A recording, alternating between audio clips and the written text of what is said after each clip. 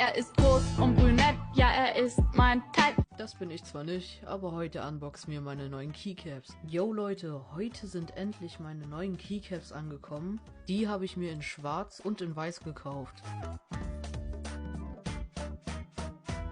Du bekommst ja noch einen Switch und Keycap Puller.